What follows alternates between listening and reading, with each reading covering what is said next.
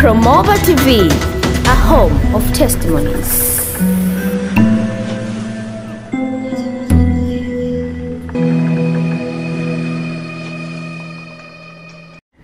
Majina yangu naitwa James Kawalia kutoka nchini Uganda. Ninaongoza huduma inayoitwa Lifeway Institute of Deliverance. Tunachokifanya ni kila ambacho Mungu ameniita nifanye, ni kujizoeza kimkakati kwa maana ya kuomba na kuchukua maeneo kwa ajili ya Mungu. Hivyo mimi si mchungaji, sichungi kanisa, kwani tuna wachungaji wengi wanaochunga kanisa. Pia tunaendesha kituo cha television cha Kikristo nchini Uganda, Worship Television, kwa ajili ya ibada na maombi tu. Na moja ya mambo ambayo Mungu aliniambia nifanye baada ya kukutana na Yesu Kristo na kuona nguvu ya maombi. Kumbe nilijua kuhusu nguvu ya maombi kabla sijazaliwa mara ya pili. Niliendelea na kupenda kukutana na watu wakiomba na kujiuliza ni maisha ya aina gani walionayo.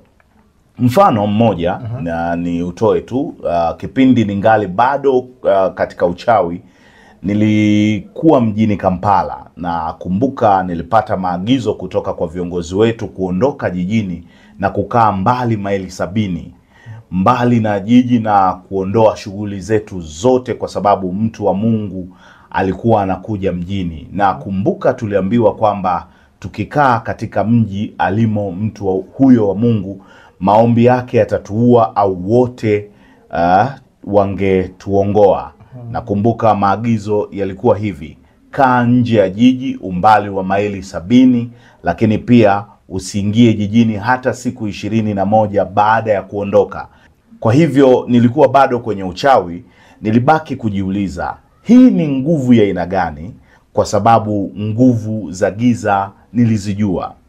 Nilijua nimekulia muda wote katika mamlaka ya aina hii, lakini basi tulikuwa tunaonywa tusiwe karibu na mtu huyo ambaye yuko mjini. Mtu huyo alikuwa Maurice Seruro. Kwa hiyo alikuwa anakuja mjini, na kumbuka tuliambiwa kaeni nje ya jiji umbali wa maili 70 na msiingie mjini kwa siku 21 nyingine, kwa sababu hata baada ya siku 21 nguvu zake na athari ya uwezo wake hubaki angani baada ya siku 21 ambazo alikuwa mjini. Hivyo nilitambua nguvu ya maombi. Basi nilipokuja kwa Kristo, Bwana alikuwa akiniambia sawa, umeona sasa makosa, madhara yake.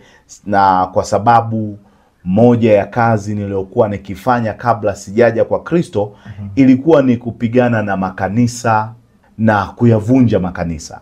Na Bwana alikuwa akisema, sasa unajua jinsi ulivyovunja makanisa haya, na unajua ni makosa gani na udhaifu wake. Kwa hivyo unaweza kufundisha jeshi, waamini wa ndani na ulimwenguni kote, kuleta, kusimamia na kuchukua maeneo. Kwa hivyo tunafanya kazi na mataifa kama Sri Lanka, tunafanya kazi Sri Lanka, nafanya kazi Singapore, nafanya kazi Botswana, nafanya kazi Gabon, na sehemu chache ambazo nimekuwa nikifanya. Kwa hiyo umekuwa Ulaya pia? Kwa maeneo machache pia. Tunafanya kazi mjini München, tunafanya kazi nzuri mjini München kuinua waombezi na kuwafundisha vijana kufanya maombezi na kisha kuyafurika mataifa kwa maombi. Kwa hivyo moja ya wito wangu, na watu huniita mtume, wengine mchungaji, lakini wito wangu ni mwombezi. Kwa hiyo sijui unaweza kuniita mwombezi James. Nimeipenda hiyo. Kwa hiyo sasa turudi mwanzo. Je, ni kumbukumbu zipi sasa za awali kabisa ulizo nazo? Nakumbuka nilipokuwa na miaka kama 3, niligundua kuwa nyumbani nilikuwa nikiishi na mama yangu na mjomba wangu, kaka wa mama yangu, na sijui mtu mwingine. Na ilikuwa ajabu kwa sababu nilikuwa nashangaa kwa nini watu wengine hawaji nyumbani kwetu. Baadaye niligundua kuwa nilipokuwa na umri wa miezi 3, baba yangu na dada yangu waliondoka nyumbani na hawakurudi kwa sababu ya mambo ya ajabu yaliyokuwa yakitokea nyumbani. Sasa sijui ni nini kilichotokea. mambo ya ajabu yalikuwa yakitokea nyumbani. Sikuona isipokuwa wakati mama yangu alinisimulia hadithi ya maisha yangu, lakini nilipokuwa na miaka 3, tukio ambalo naweza kukumbuka ni kifo cha mjomba wangu. Nilipoanza kujiingiza katika uchawi nilipokuwa na miaka 3. Okay, hebu ngoja. Nataka turudi kwenye kifo cha mjomba wako. Lakini kabla hatujarudi hapo, unaweza kutueleza kilichotokea kabla hujazaliwa? Maana hii ni sehemu muhimu sana ya kuelewa safari yako. Hebu tupe ufafanuzi, nini kilikuwa kikiendelea kwa mama yako na ndoa na shauku yake ya kupata mtoto wa kiume ambaye aliweka msingi wa wewe kuja katika ulimwengu huu sasa? Ni kwamba nilikuja kusikia hadithi hii nilipokuwa na miaka karibuni 12. Kusikia simulizi ya kuzaliwa kwangu na kwa nini nilikuwa wa ajabu. Sasa kufikia umri wa miaka 12 tayari nilikuwa nimezama katika uchawi. Nilikuwa nimefanywa kuwa mkufunzi wa wachawi nilipokuwa na umri wa miaka 9. Nikiwa na umri wa miaka 7 nilikuwa mchawi kiongozi nikisimamia eneo fulani. Nilikuwa na nguvu za ajabu. Watu wakubwa kuliko mama yangu wangeweza kuja na kunisujudia, wanasiasa, wafanyabiashara, kwa ajili ya kupata nguvu. Kwa hivyo niliendelea kujiuliza, nguvu zote hizi nimezipata wapi, ambapo ni ajabu. Lakini mama aliendelea kusema, alinipeleka kwa waganga mbalimbali ili kupata usaidizi na ili niokolewe kutoka katika uwezo huo.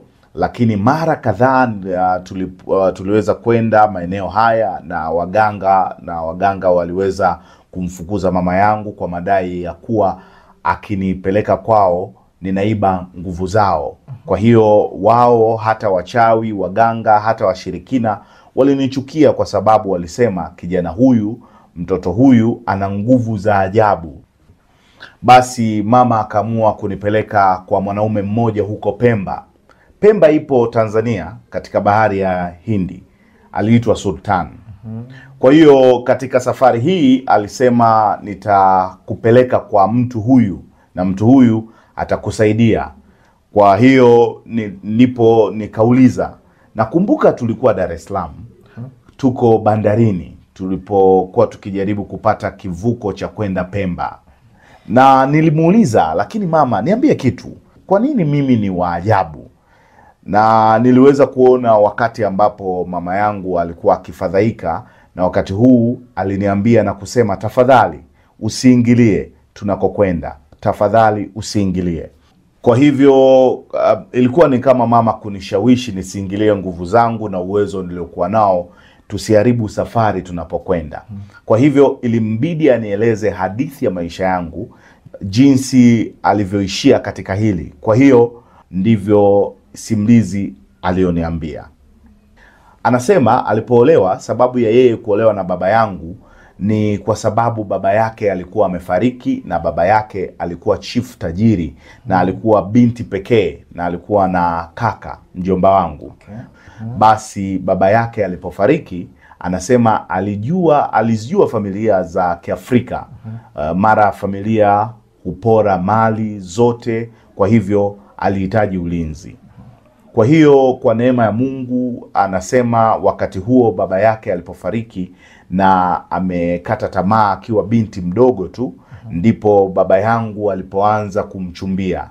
Baba yangu anatoka katika familia mashuhuri, familia inayojulikana sana, yenye nguvu sana. Hivyo alifikiri kuwa mwanaume huyo kama akimuoa atapata ulinzi, kwa hivyo akaingia kwenye familia. Sasa baba yangu pia alikuwa akimuoa kwa sababu alikuwa ameambiwa apate msichana mdogo, aoe mapema na kupata watoto wengi iwezekanavyo. Kwa sababu baba yangu akiwa mtoto wa chief, mwana wa waziri mkuu, alikuwa mwana wa pekee. Kaka yake alikuwa ameshafariki. Alikuwa na dada 7 na yeye ndio mwana pekee. Kwa hivyo walimwambia, sasa unahitaji kupata mwanamke, kupata watoto na kuleta mrithi wa kiti kama chief. Hivyo anaoa kwa lengo la kupata mtoto wa kiume. Kwa hiyo walipooana, mama akajifungua mtoto wa kwanza, alikuwa msichana. mtoto wa pili pia msichana, mtoto wa tatu msichana pia. Sasa kwa mtoto wa 4, familia nzima, ukoo wa kichifu wakaona mwanamke huyo ni kazi bure, maana katika kabila langu ukiwa na watoto wa kike tu wanasema huna watoto, kwa hivyo walitaka mrithi. Kwa hiyo katika kukata tamaa alijaribu akaenda kwa waganga mbalimbali katika sehemu mbalimbali za taifa, na alipoenda sehemu wakamwambia tutakusaidia kupata mimba. Kisha akapata mimba ya mtoto wa 5 ambaye sasa alikuwa msichana pia. Alikwenda kwa waganga tofauti tofauti, madhabahu tofauti tofauti, mipango tofauti tofauti. Pia alipata mimba tena mtoto wa 6, na ananiambia kuwa alikata tamaa sana kwa sababu alijua kama hawezi kupata mtoto wa kiume atapoteza ndoa na sasa maisha yake yatapotea. Ingawa wakati huo aliniambia kwamba mtu fulani alimwambia kwamba kuna mtu anayeweza kumsaidia kupata mtoto wa kiume. Alikuwa ameenda kwenye kila aina ya madhabahu nchini Uganda na nje ya Uganda. Alikuwa amesafiri sehemu mbalimbali na kutoa dhabihu mbalimbali. Alikuwa na pesa, angeweza kuuza mali zake, kusafiri sehemu mbalimbali ili kumsaidia kupata mimba. Kwa hiyo katika safari hii ambapo alienda, aliambiwa aende msituni Tanzania. Kuna mahali Tanzania, kaskazini mwa Tanzania, kulikuwa na mahali, hivyo akaenda huko. Alipofika mahali hapo, walimwambia alipaswa kuvua nguo na kuishi msituni kwa siku 7 akipitia utakaso kabla hamjamfikia mtu huyo wa kumsaidia. Sasa kabla ya kuendelea, nataka uelewe kitu hapa. Nataka tutambue hapa kwamba huyo alikuwa mfalme wa giza, lakini wanaelewa kanuni ya kuwekwa wakfu na utakaso. Sasa naelewa hilo. Kwa hivyo wanamwambia lazima uvue nguo, ukae msituni, baridi, usile chochote kilichopikwa kwa siku 7. Kwa hiyo baada ya zile siku 7 utakuwa safi vya kutosha kufika mbele ya kuhani huyo ambaye alikuwa anaenda kumsaidia. Kwa hiyo anasema alipotokea baada ya siku 7 kwamba kuhani huyu mwanamke ambaye siku zote aliishi msituni na alikuwa kama mchawi mkuu wa bara zima, kwa sababu waganga wote Hebu ngoja, unamaanisha nchi nzima? Sio bara la Afrika.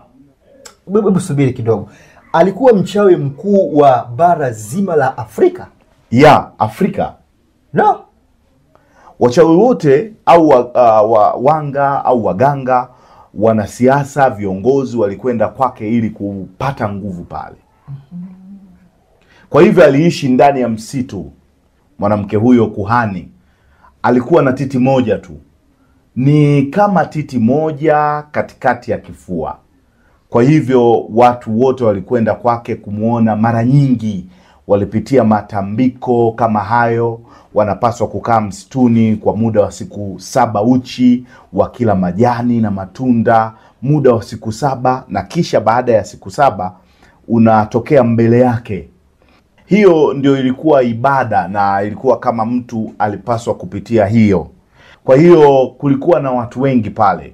Kwa hiyo na mama yangu alipofika kwake, alimwangalia yule mwanamke mchawi.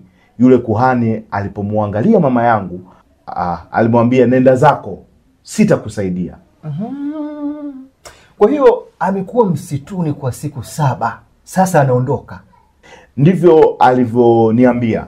Alisema alipokuwa akienda zake, alitazama angani na kuona ishara, kitu ambacho kilimwambia kuwa ana mtoto wa kiume. Hakujua chochote. Kwa hivyo alienda akarudi mahali ambapo wanajiandikisha na akawaambia, tafadhali nataka kwenda kujaribu tena. Kisha wakamwambia, lakini pia ukijaribu tena lazima upitie tena siku 7 nyingine. Sasa zile siku 7 alizopitia, kisha akaenda siku nyingine 7. Sasa zile siku 7 alizopitia kisha akaenda tena siku 7 nyingine, hizo ndizo siku 14. Baadaye nitakushirikisha jambo. Nilipokuwa nikitafuta ukombozi wangu, ilinibidi nipitie mzunguko ule ule ili kufunguliwa siku 7 na siku nyingine 7, lakini sasa katika mazingira ya kanisa. Okay. Kwa sababu nataka kuwaambia watu kwamba wokovu ni bure, lakini ukombozi ni gharama. Gharama ya kuwekwa wakfu na kutenganishwa. Okay. Kwa hivyo anasema hiyo mara ya pili, siku 7 zinazofuata akaenda kujitokeza. Na mchawi alipomwona mama yangu akasema, umerudi. Kisha mama yangu akaniambia, akasema, ndio nimerudi, lakini unahitaji kunisaidia. Kisha mwanamke huyu mchawi akamtazama na kusema, vizuri, ninaweza kukusaidia, lakini ninaweza kuona sasa. Sijui ni nini walikuwa wakitumia. Yule mwanamke mchawi akamwambia mama yangu, ninaweza kuona katika roho una mwana, mtoto wa kiume. Okay. Lakini yuko mbali, ni mbali sana, kwenye mwamba, kwenye miamba. Sasa hiyo ndio kauli ya mama yangu alioniambia. Sasa mchawi yule aliendelea kusema, akasema, na kuna nyota ya ajabu juu yake, nikimtoa nje atakuwa tatizo kwa mamlaka yetu. Huyo mchawi akamwambia mama yangu, kitu pekee ninachoweza kufanya ikiwa unaweza kutoa dhabihu, lakini pia ukiweza kukubali sharti tutakalokupa. Kwa hiyo mama yangu aliuliza, dhabihu gani? Wakamwambia atoe ng'ombe 7 kwa miezi 9. Hiyo ni sawa na ng'ombe 63 kama dhabihu. Kisha akasema, sawa, nitafanya hivyo. Unajua, kwa sababu alikuwa amekata tamaa na yeye alikuwa na uwezo. Hebu ngoja, yani ni ng'ombe wangapi kwa mwezi? Yani kwa miezi 9? Ndio, miezi 9. Hii ni sawa na ng'ombe 63. Kwa hivyo basi yalikuwa ni masharti ambayo mama yangu alipewa, ikiwa atapata ujauzito na kuzaa mtoto, na mtoto huyo kuwa mvulana, basi itabidi amtoe mtoto huyo kwa mwanamke huyo, binti mfalme, kama mume. Hakujua maana yake, mama hakujua maana yake. Kwanza kabisa aliniambia hakujua iko hivyo. Kisha wakamwambia, sawa, ni kwamba ukishazaa lazima umlete mtoto huyo kwenda msituni kabla ya siku ya kwanza haijaisha. Kwa maneno mengine, kabla jua halijazama. Ananiambia hakujua ni nini kilihusishwa katika tukio hilo, hakujua. Kwa hivyo aliondoka, akatoa dhabihu, akarudi nyumbani, akapata mimba. Kwa mshangao alijifungua mtoto wa kiume.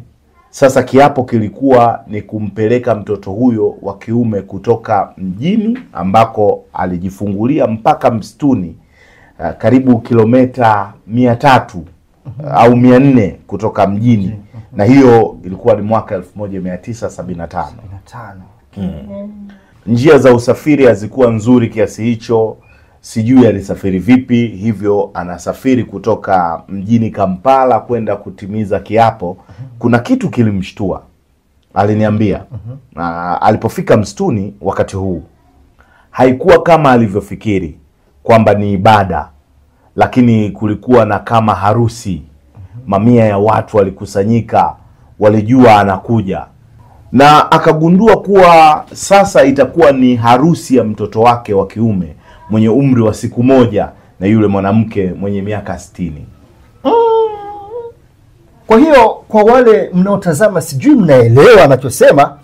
Siku alipozaliwa, yani siku uliozaliwa, ukafunga ndoa na mchawi wa miaka 60. Mwanamke mchawi mwenye umri wa miaka 60 ambaye alikuwa mchawi mkuu wa bara la Afrika.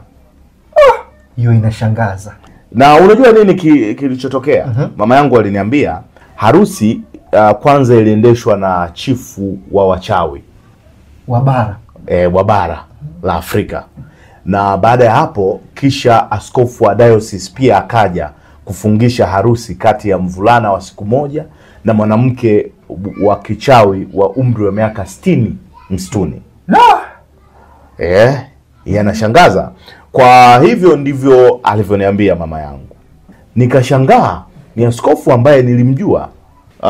Baadaye nitakueleza jinsi alivyohusika katika maisha yangu, kwani ni yeye alinihamisha kutoka kwa uchawi mpaka kwenye kuabudu shetani. Kwa sababu hivyo ni vitu viwili tofauti. Okay. Kwa hiyo mama alipofika pale, kulikuwa na watu wote hawa kusherekea kutoka sehemu mbalimbali za bara la Afrika, walitinga msituni kwa ajili ya harusi.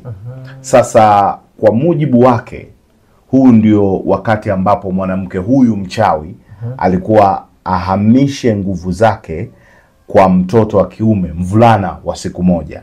Sasa nilikuwa na umri wa siku moja, sikujua kinachoendelea. Kwa hivyo baada ya ibada, baada ya sherehe, siku iliyoitwa harusi, ndio iliyofanywa agano na dhabihu zote. Okay. Kwa hivyo walimwambia, unajua nini? Sasa mtoto huyu si mtoto tu, huyu ni mwanamume. Kwa hiyo hautomnyonyesha kwa sababu sasa ni mume wa mtu tayari. Naye akaniambia, akilini mwake alijisemea, ni sawa, ni vyema, nitaenda nyumbani, hawatakuwepo, lazima nimnyonyeshe mtoto wangu. Unajua, aliteseka sana, amelipa gharama, amefanya haya yote kwa vile alikuwa akimthamini mtoto huyu. Kwa hiyo akarudi nyumbani. Alipofika nyumbani, baba yangu alisema, akamuuliza, ulikuwa wapi? Alisema, unajua, nilikuwa huku, nilikuwa kule. Mama yangu ndio alikuwa majibu yake.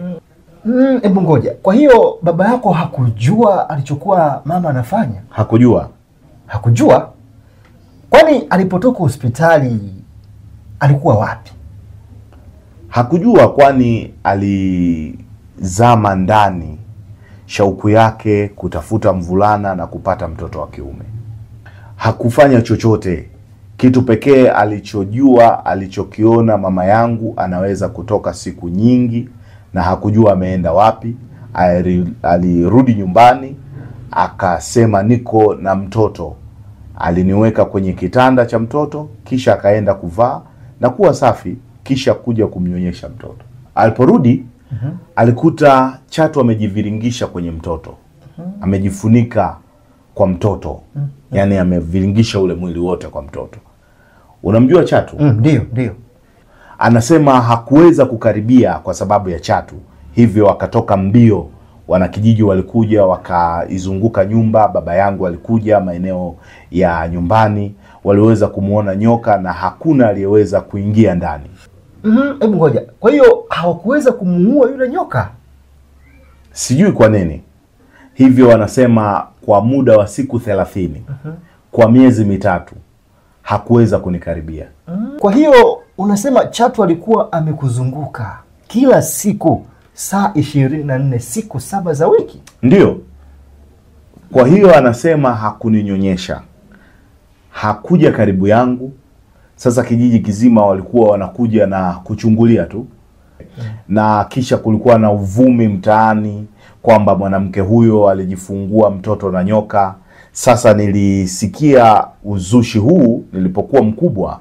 Nilikuwa ni gumzo mjini, jamii yote. Unajua nini? Mtoto huyu ni pacha. Walisema yeye ni pacha na pacha wake ni nyoka. Lakini mama yangu alisema hapana, si kweli, sikuzaa nyoka. Nyoka alikuja tu niliporudi nyumbani. Sasa sielewi jinsi hii ilivyofanyika. Kwa hiyo baada ya miezi 3 baba yangu aliondoka. Sasa aliwachagua watoto wake wa kike wote 6 na kuondoka nao nyumbani. Mama alibaki peke yake, na kwa sababu hiyo alipata msongo wa mawazo, akawa kama mwanamke mwenda wazimu mtaani, kwani amebaki peke yake na mtoto wa kishetani na kaka yake aliyekuwa akiishi naye. Sasa mume, yani baba yangu, na watoto waliondoka, kwa hivyo akawa ameachwa. Kwa hivyo nilipofikisha umri wa miaka 3, mimi mtu pekee ninayemfahamu ni mjomba na mama yangu, ambaye hana uhusiano na mimi. Kwa nini? Amevurugwa akili. Yeye daima anapenda kutumia wakati wake wote peke yake katika chumba cha kulala, kama vile hakuna namna. Kwa hiyo nikiwa mtoto sikuwa na uhusiano wowote naye. Na sikuweza kuwaona dada zangu, sikukutana na baba yangu. Mtu pekee ninayemjua sasa ni mjomba wangu, kaka mdogo wa mama yangu, ambaye alikuwa ndo hivyo tena. Sijui nini kilitokea. Alikuwa mraibu wa pombe. Alikuwa anakunywa. Na unajua nini? Mama yangu ananiambia sikuwa kama watoto wengine wakati wa umri wa miaka 3. Mjomba wangu alipokuwa akinywa pombe, yeye angeweza kunipa kwa sababu hicho ndicho pekee alichokuwa nacho. Mama yangu hakuninyonyesha. Mume wake alikuwa ameondoka, ametelekezwa. Ananiambia kwamba siku ambayo baba yangu aliondoka na dada zangu ni siku ambayo yule nyoka aliondoka pia. Okay. Kwa hiyo alipoondoka nayo iliondoka ile nyoka. Kwa hiyo alibaki na mtoto huyu, lakini sasa aliumizwa sana. Alivunjika sana moyo, na kisha akaingia kwenye mshtuko wa kiakili kwa sababu ya mume kumwacha na yuko peke yake. Hivyo kama mtoto mimi niko katika nyumba hiyo na mjomba wangu tu. Kama ilivyokuwa jamii yote, ndugu na jamaa, hakuna mtu aliyekuja nyumbani kwetu kwa sababu ya kauli ya wanajamii. Maneno ya wanakijiji, katika nyumba hiyo kuna nyoka na kuna mvulana ambaye alizaliwa nayo. Kwa hiyo ulikuwa huna uhusiano na mtu mwingine yoyote zaidi ya mama yako ambaye akili zake hazikuwa sawa, na mjomba wako kama alivyo tena mlevi, na una umri wa miaka 3 sasa mpaka wakati huu Ndio. Kumbukumbu za awali ni wakati wa karibia miaka 3 na 4. Hiyo ndio kumbukumbu nilionayo. Alafu kitu cha kusikitisha sana kilitokea. Hiyo nakumbuka, mtu pekee ninayemfahamu ni mjomba wangu.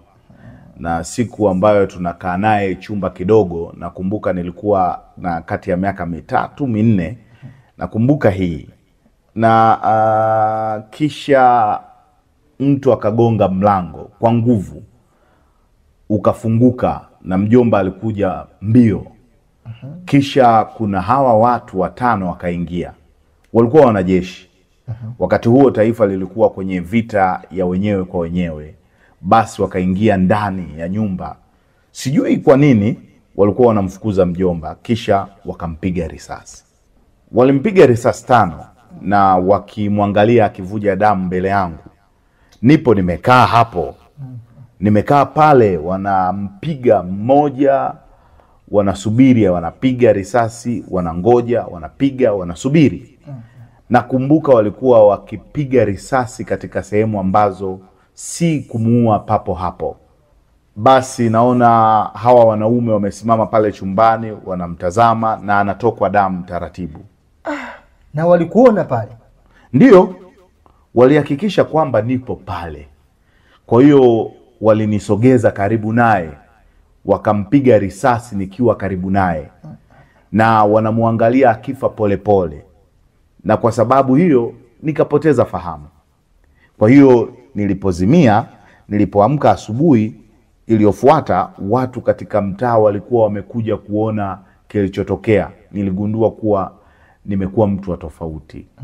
Niligundua wakati huo kuna kitu kilikuwa kimenitoka, ubinadamu. Ni kama sikuweza tena kuwa binadamu.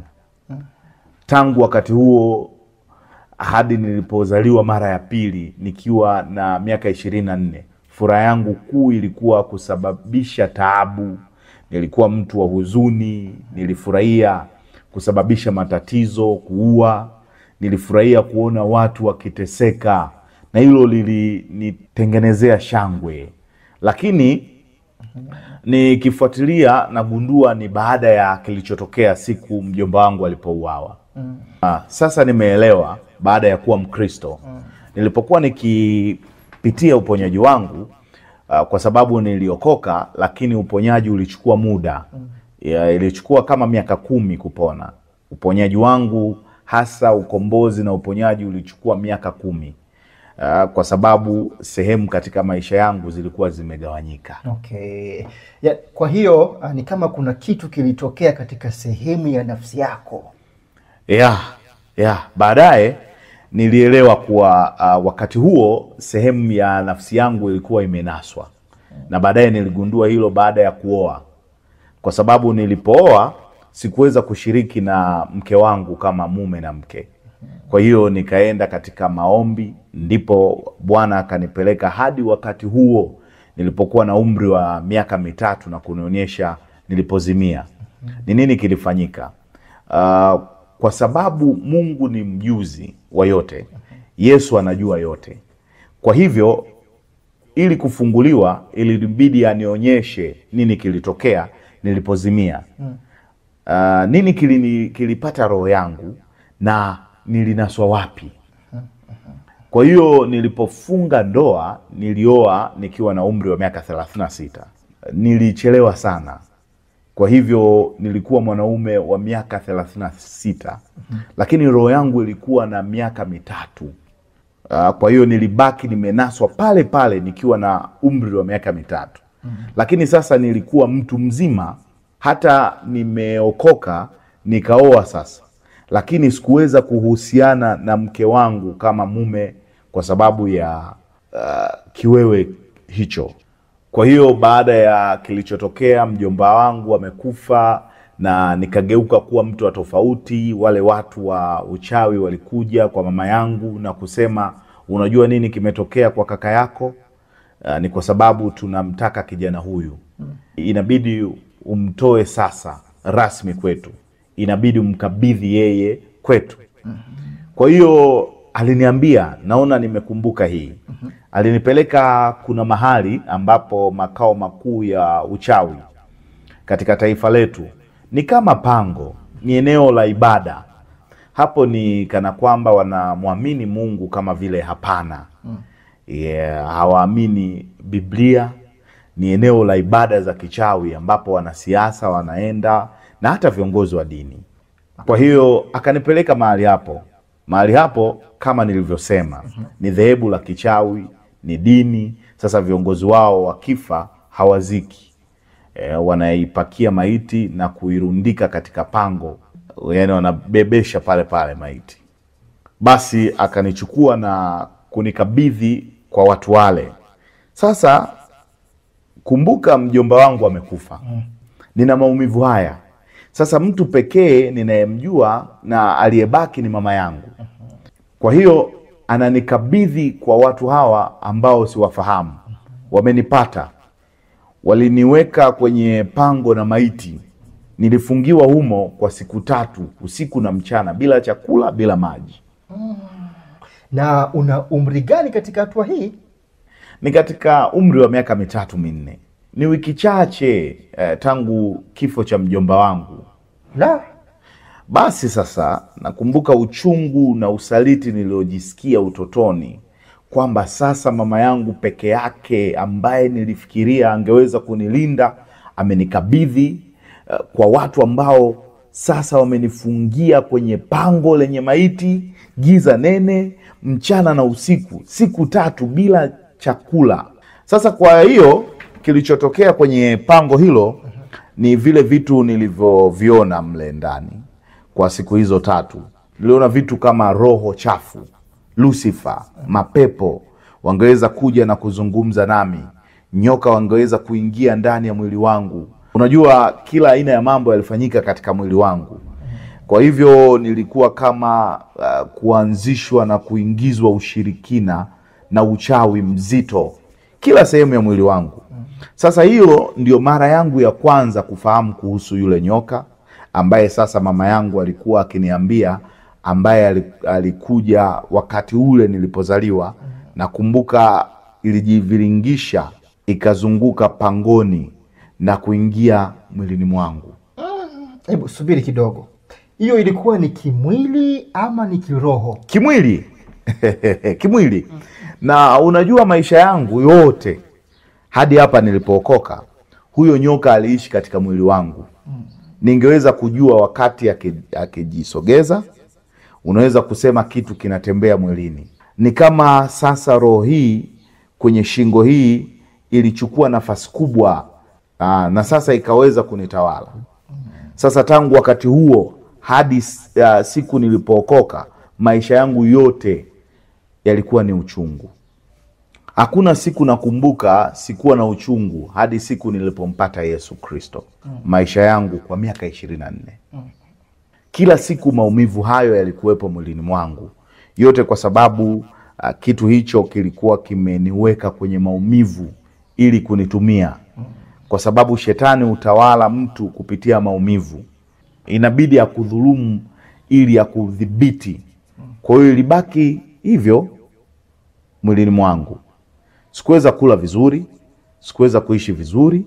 Kwa hivyo njia pekee ninayoweza kuzuia maumivu ni kunywa pombe. Kwa hiyo nilianza kunywa pombe.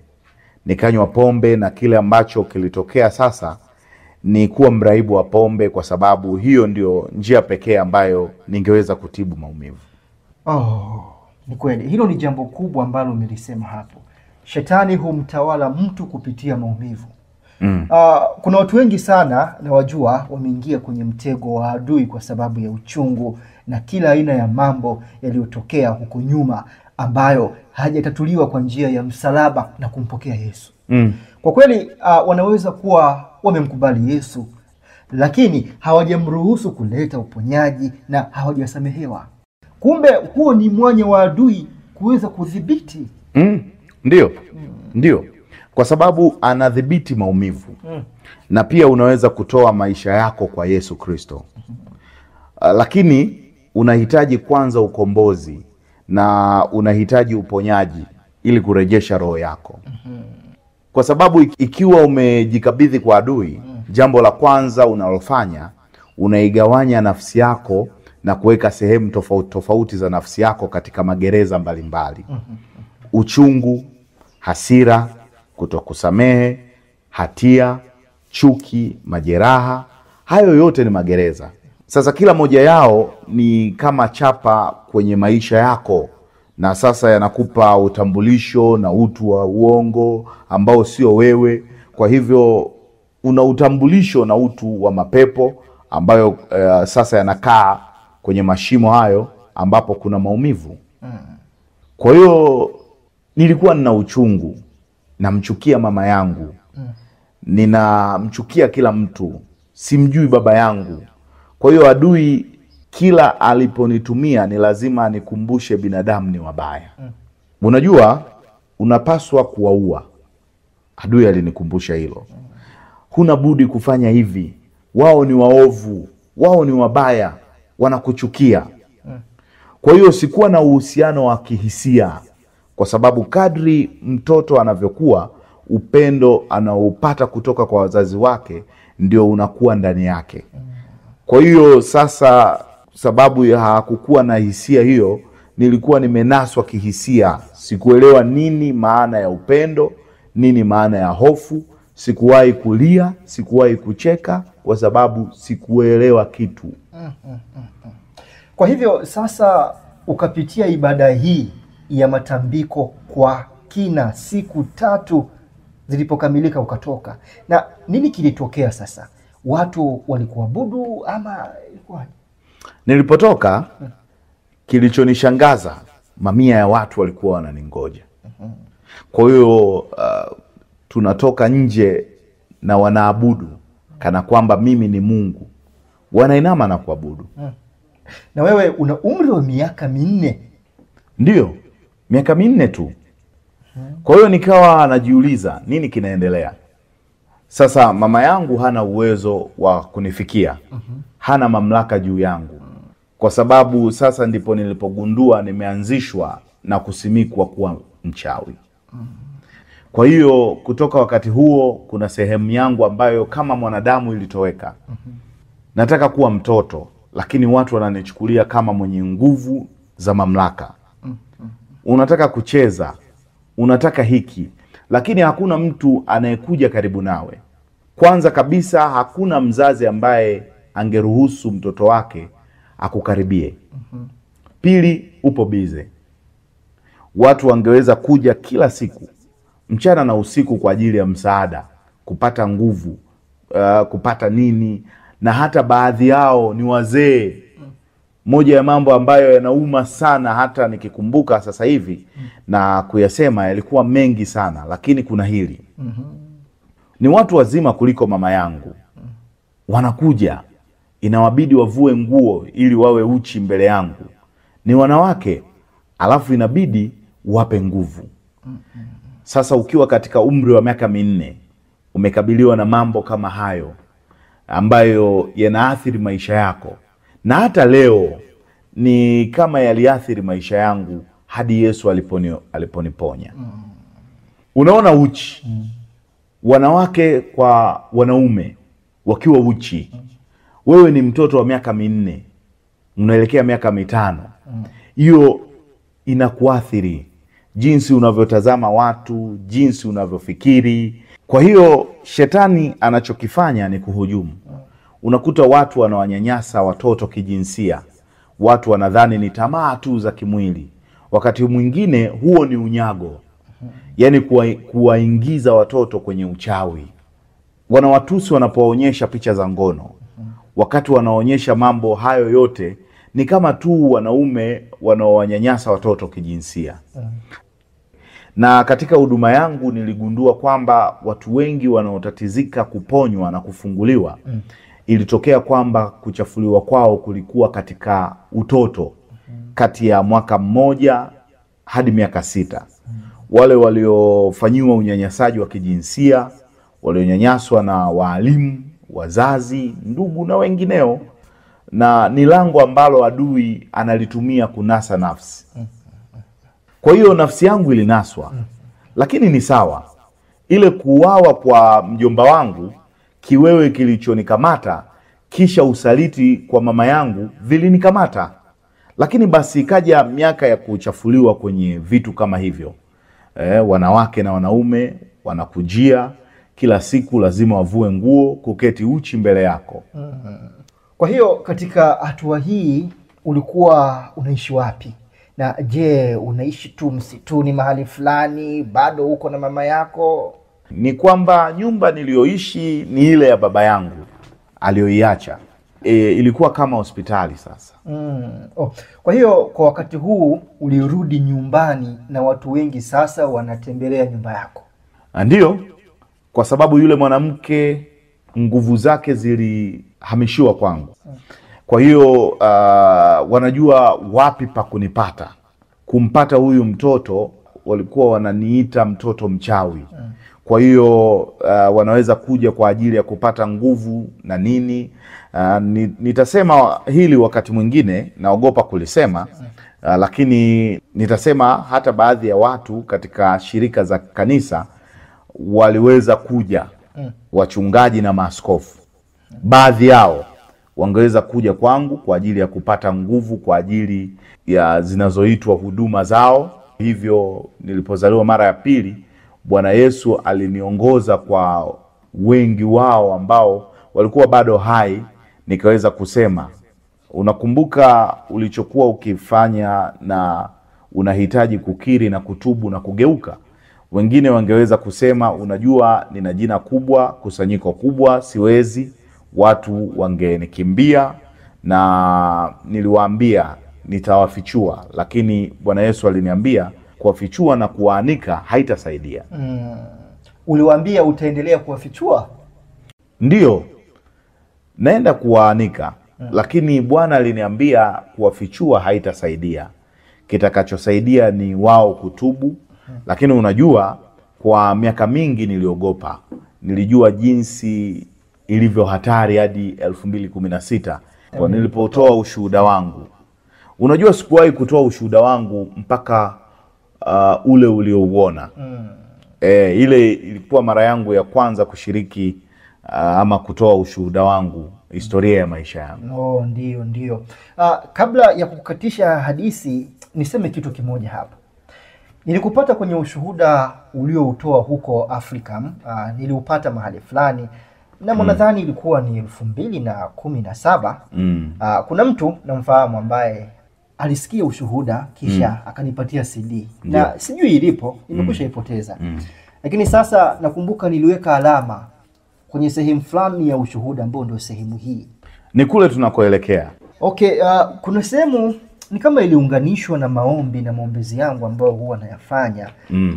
Nilikuwa na mzigo sana. Basi kwa mapenzi ya Mungu nilimfahamu mtu ambaye alikuja kisha akatuunganisha, na kama hivyo tuko hapa leo.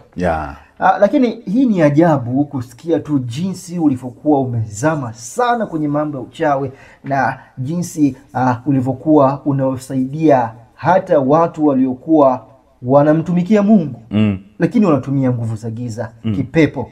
Saa 4, saa 5, maarifa uliokuwa unayotumia hapa ilikuwa yanapita ndani yako tu bila wewe hata kujua, ama yani uliyapata wapi? Yani ulikuwa unayapata wapi? Sijui ilikuwa inatoka wapi. Kwa hiyo ulikuwa unapata tu maagizo na maelekezo. Kwa sababu wakati huo nilipoondoka mahali pale pangoni, ulimwengu wa roho na ulimwengu wa giza uliweza kuwa mbele yangu masaa 24. Niliweza kuwaona kama ninavyokutazama hapa.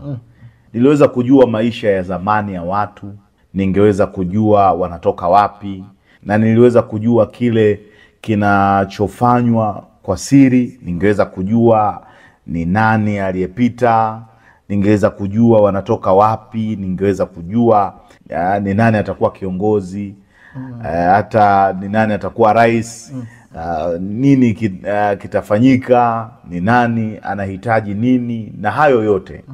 Kwa hivyo ni kama kila kitu kilikuwa hapo. Ningeweza kuona, na kiukweli nilipozaliwa mara ya pili ni kwamba Bwana Yesu alikata hilo, kwa sababu hakuwa Mungu huyo. Ilibidi aondoe hiyo. Na watu wengi wanapozaliwa mara ya pili ambao waliwahi kuwa wachawi hawataki kuachana na hayo. Kwa hiyo wanamkiri Yesu, lakini bado wanashikilia nguvu hizo. Nguvu hizo zina umuhimu wake na kile wanachokifikiria ni faida. Kwa hiyo ilibidi Bwana aniongoze katika miaka ya kufunguliwa ili kukata hali hiyo. Sawa. Tutagusia ukombozi wako na kufunguliwa kwako baadaye, kwa sababu hilo ndio jambo kubwa, kwa sababu Wakristo wengi hawaamini kuwa ukombozi ni jambo ambalo unahitaji kuwa nalo kama Mkristo. Tutashughulikia hilo baadaye. Kwa sasa hebu turudi hapa. Hivyo katika hatua hii wewe ni mtoto wa miaka 6 au 7 hivi na nani? Ndiyo. Kwa sababu nilipofikisha umri wa miaka 7 nafanywa kuwa mchawi wa mtawala kimaeneo. Okay, tueleze maana yake hiyo. Katika Oka kwenye ufalme wa giza ni kuhusu tawala za maeneo. Kama ni kanisa linavyopaswa kuwa, kwamba kila mmoja ana eneo lake, na katika eneo hilo una kama labda wachawi 5,000 au 7,000 katika eneo fulani, ambapo wanatii mamlaka ambayo ulionayo na amri zako pia. Kwa hivyo wewe ni kama msimamizi wa eneo lote. Kwa hiyo nilikuwa nasimamia kusini mwa Uganda na kaskazini mwa Tanzania. Kuna eneo nilitawala ambalo lipo mkoa wa Kagera, linaitwa Katoma. Kagera maana yake ni mto. Kwa hiyo wanagawanya maeneo ya utawala kwa mito au kwa milima. Kwa hivyo wanasema kutoka mto huu mpaka mto huu ni eneo lako. Kwa hiyo niliweza kuwa msimamizi wa eneo hilo nikiwa na umri wa miaka 7. Mdogo zaidi. Miaka 7.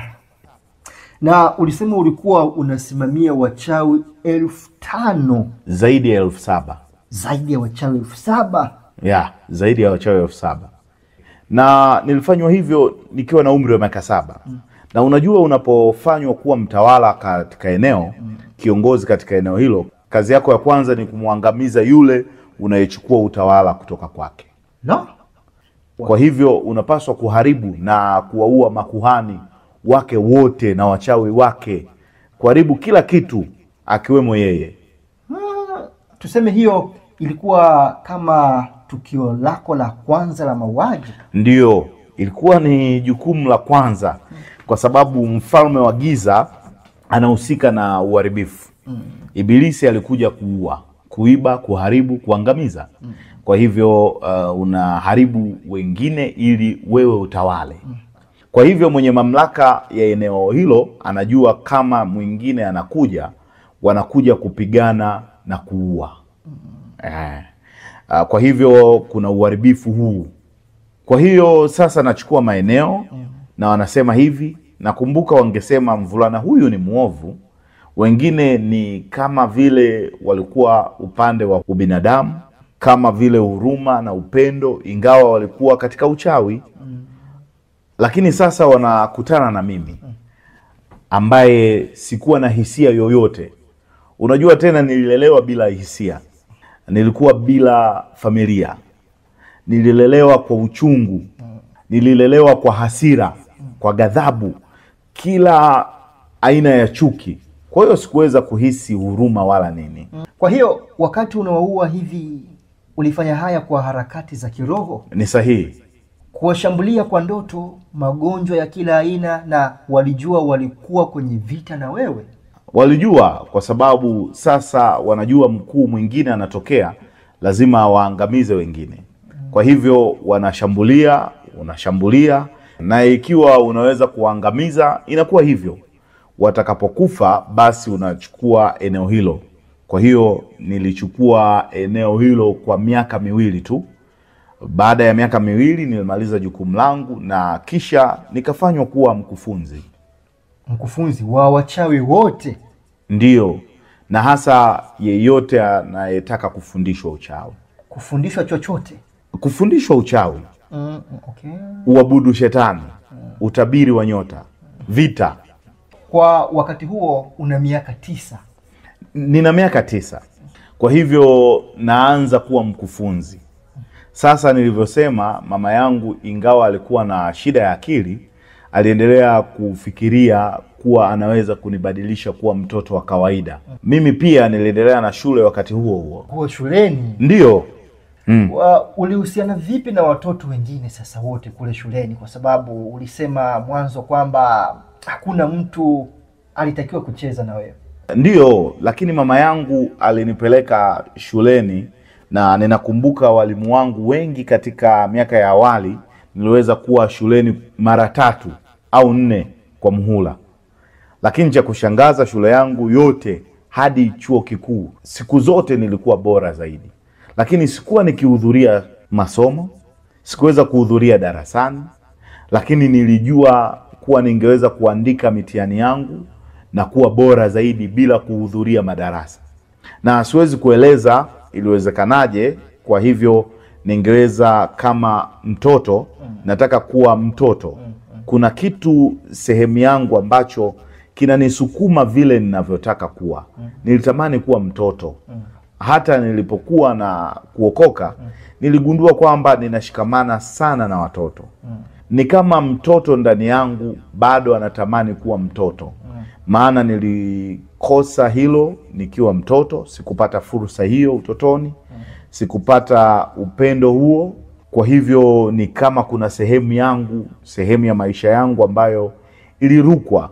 Na sio mimi tu, nimekuja kukutana na wengi katika huduma yangu ya ukombozi ambao utoto wao uliibiwa. Utoto wao uliibiwa kutoka kwao? Ndiyo, na ninajua baadhi ya watu wanaotazama sasa hivi, hilo linaweza kuwa mojawapo ya masuala unayoyashughulikia, ambapo sehemu yako ilinaswa ukiwa mtoto.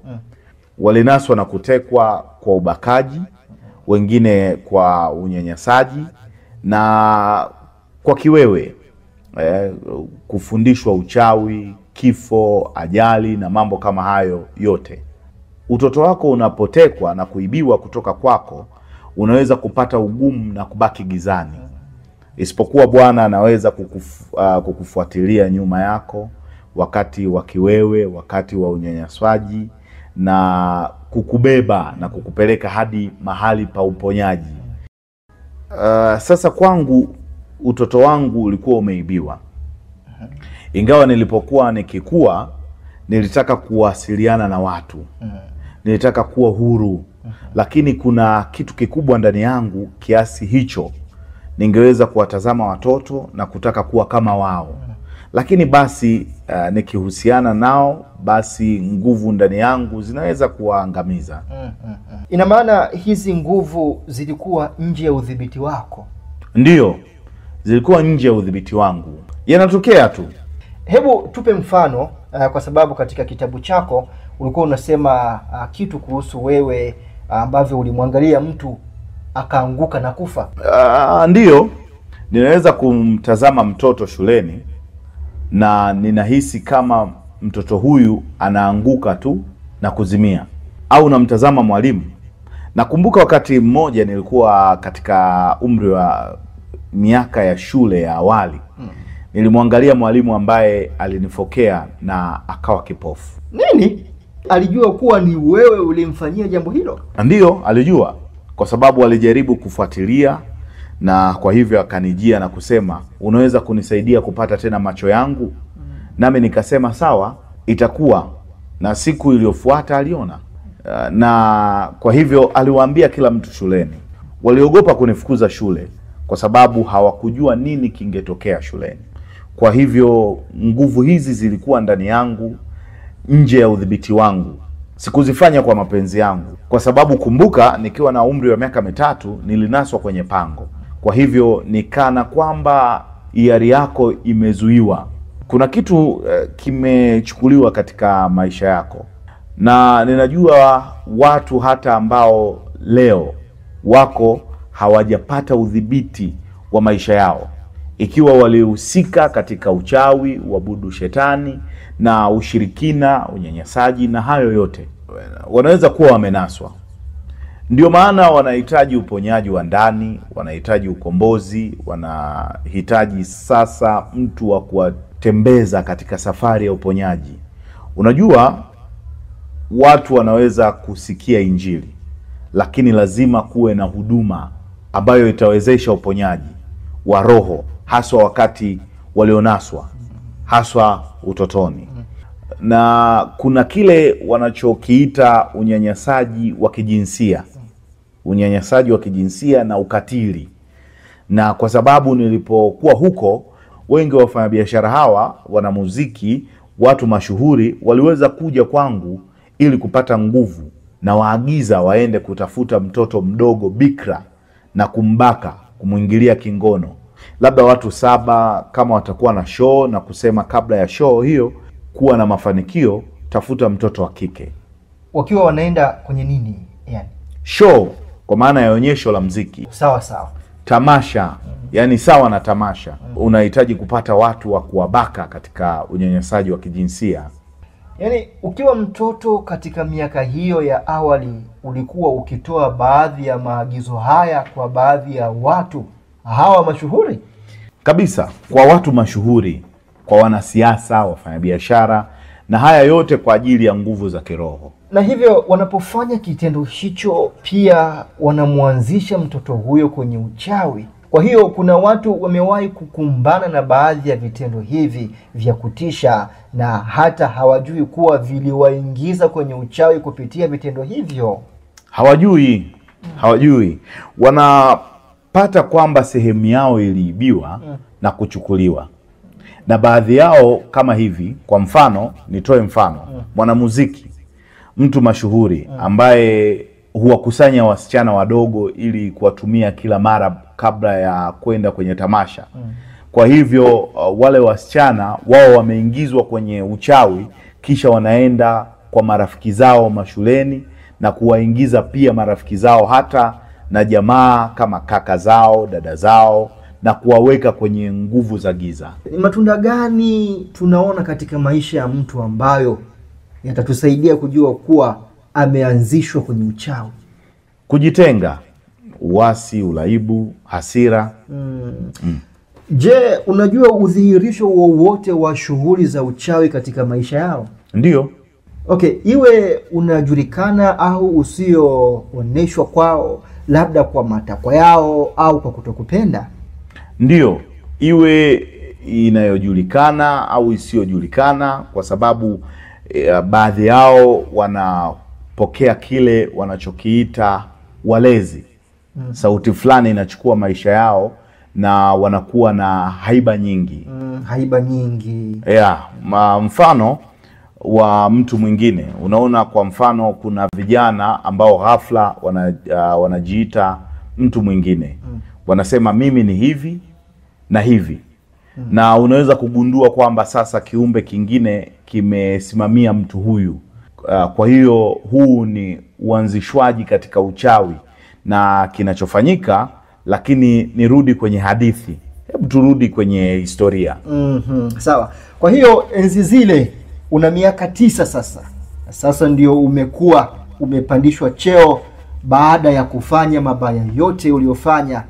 Na kwa hiyo ikawaje baada ya kujua kwamba mama yako anajaribu kutafuta watu wa kukusaidia? Kadri alivyonipeleka ili wanisaidie ndivyo nilivyowaangamiza. Unajua, najiuliza kwa nini kama nilikuwa ufalme sawa na wao, kwa nini nilikuwa ninawaangamiza? Ni kitu gani ambacho kilikuwa kinawaangamiza? Je, ni adui alikuwa akiwaangamiza adui, au ni Mungu alikuwa anawaangamiza? Na ulikuwa ukifanya bila matakwa yako? Bila matakwa yangu. Hata leo nasema kwa nini ilikuwa hivyo? Je, Bwana alihusika katika maisha yangu au kulikuwa na kitu kingine? Kwa hiyo nikiwa na miaka 12 ndipo kisa kile nilichosema. Sawa, kuhusu mama yako kukupeleka Tanzania, mahali fulani kule nchini Tanzania, kwa mchawi ambaye angevunja agano lako la ndoa ambalo mama yako aliamini ndilo linalokutawala kwa sababu ulitaka kuwa mtoto wa kawaida. Okay. Kwa hiyo ulikuwa njiani kuelekea kwa huyo mchawi, ndipo alikueleza kisa cha kuzaliwa kwako. Ndio, tukiwa njiani kwenda huko, ananisimulia kisa cha jinsi nilivyotungwa mimba. Nini kilitokea kwenye mimba kabla, labda alikuwa anajaribu kunishawishi tuseme tafadhali tutafute msaada. Na niliona alikuwa akiomba. Mambo mengi yalitokea katika safari hiyo. Ningeweza kutikisa bahari, kisha mambo fulani yangetokea, kisha angeomba tafadhali usifanye hivyo. Kwa hiyo tulisafiri hadi mahali ambapo panaitwa Pemba. Tulipofika huko nilijaribu kumshambulia mtu huyu kama mtoto, na mtu huyu alinitaka radhi. Alinitoa kando na kusema, bwana mdogo, jamani, mimi ni mzee, nimemaliza tayari vita yangu, usipoteze nguvu zako kwangu. Kwa hiyo kama alivyoomba, na sikumshambulia. Na akamwambia mama yangu, akasema, mwanamke, hakuna uchawi, hakuna mchawi, hakuna mwanga anaweza kumsaidia kijana huyu. Ukihitaji kusaidiwa, mchukue. Huyu mtu alikuwa anaitwa Sultani, alikuwa Muislamu. Akasema mpeleke kanisani. No? Na huyo ni mchawi, anamwambia mama yangu mpeleke kanisani, hakuna wa kumsaidia. Mama yangu akasema hapana. Na yule mtu akamwambia mama yangu, sasa ngoja nikuonyeshe kwamba hakuna mtu anayeweza kumsaidia. Kwa hiyo alijenga kibanda.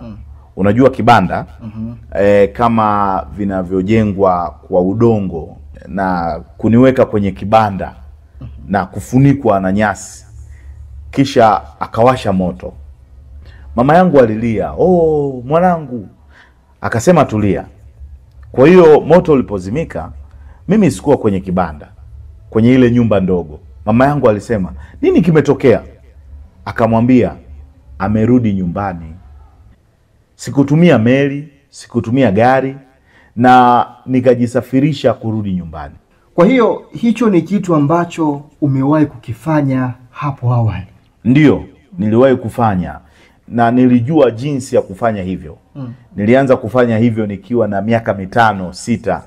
Na hivyo nilitoweka hivyo, niliacha kibanda, nikasafiri kurudi nyumbani, kwa sababu kutoka umri wa miaka 6 niliweza kufanya safari za kiroho, kusafiri kutoka sehemu tofauti tofauti bila kutumia njia za asili. Kwa hiyo mtu huyo akamwambia mama yangu mpeleke kanisani kwa msisitizo. Kwa hivyo akarudi nyumbani, akanipata nikiwa salama.